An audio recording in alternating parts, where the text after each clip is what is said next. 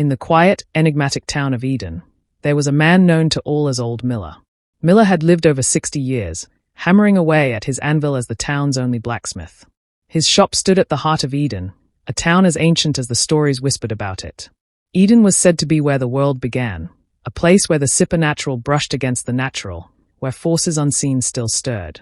And while these were only legends to most, those who stayed long enough in Eden felt that something was indeed different. Old Miller was a solitary man.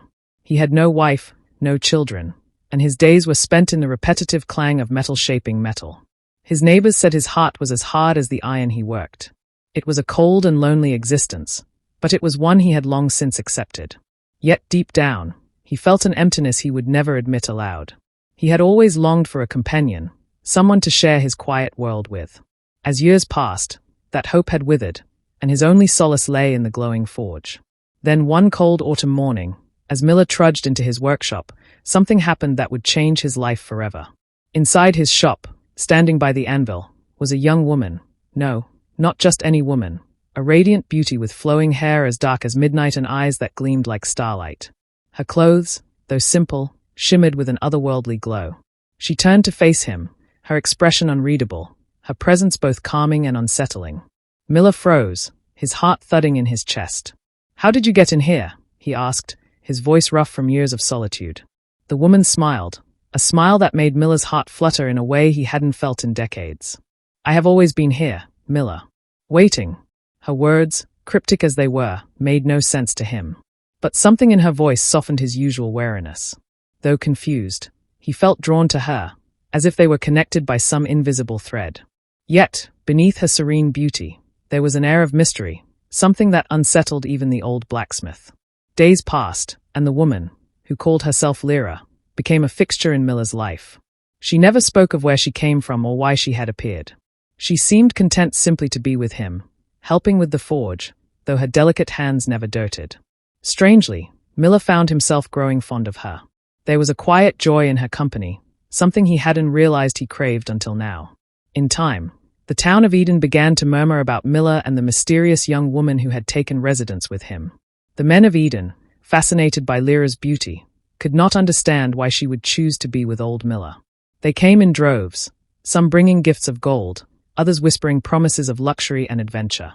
Even the town's king, a man of immense pride, tried to woo her with lavish offerings, hoping to possess her beauty for himself.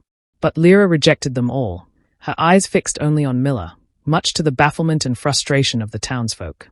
Miller, too, couldn't understand why Lira remained with him. "Why me?" he asked one evening, sitting by the warmth of the forge. Lira looked at him with a softness in her eyes. "There is more to you, Miller, than you see. More than any of them will ever understand." As time passed, the jealousy and envy among the townsmen grew into something far darker. Rumors swirled, each more malicious than the last. Some said Lira was a witch who had cast a spell on Miller. Others whispered that she was cursed, a creature from another world sent to lead the blacksmith to ruin. And yet, none could shake the strange attraction she held over them.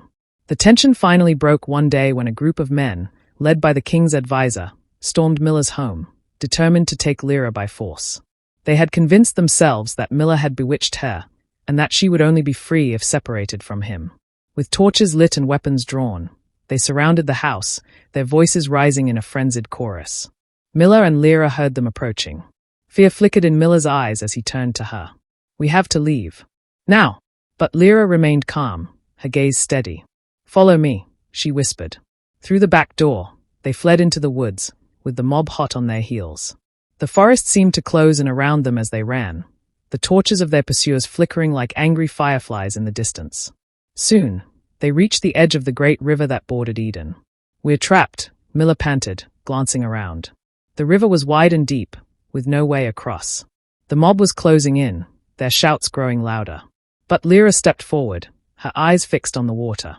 "Trust me," she said softly. Before Miller could respond, Lira took his hand and stepped into the river. Her feet, as they touched the water, began to shimmer. In a breath, her legs transformed into a long, glistening tail. Lira was no longer the mysterious young woman. She was a mermaid, her scales shimmering in the moonlight. With a graceful motion, she pulled Miller into the water with her. The mob reached the riverbank just in time to see the transformation. They stood in stunned silence as Lira, now in her true form, held Miller's hand and dove deep into the river. In seconds, they disappeared beneath the surface, leaving the mob bewildered and empty-handed. Word spread quickly through Eden of the blacksmith and the mermaid. Some said Lira had taken Miller to the depths of the sea to make him her eternal servant. Others claimed he had been swallowed by the waters, never to be seen again. But the truth was far more extraordinary. Miller and Lira had crossed the river, far away from the jealous eyes of Eden. On the other side, in a hidden valley untouched by time, they found peace. There, they built a new life together. Lira, now free from the secrets she had once kept, revealed that she had watched over Miller for years, drawn to his heart of gold hidden beneath layers of iron. The river, she explained, was a boundary between worlds. Eden was a place of crossroads, where the supernatural often touched the lives of the ordinary. Together, they lived in quiet happiness, far from the greed and envy of men. And though the people of Eden would never know what became of them, legends of the blacksmith and the mermaid grew into stories told for generations, a reminder that love, in all its mystery, transcends the boundaries of time, envy, and even the supernatural. In the end, old Miller had found what he had longed for: companionship, love, and a new life that was as magical as the town from which he came.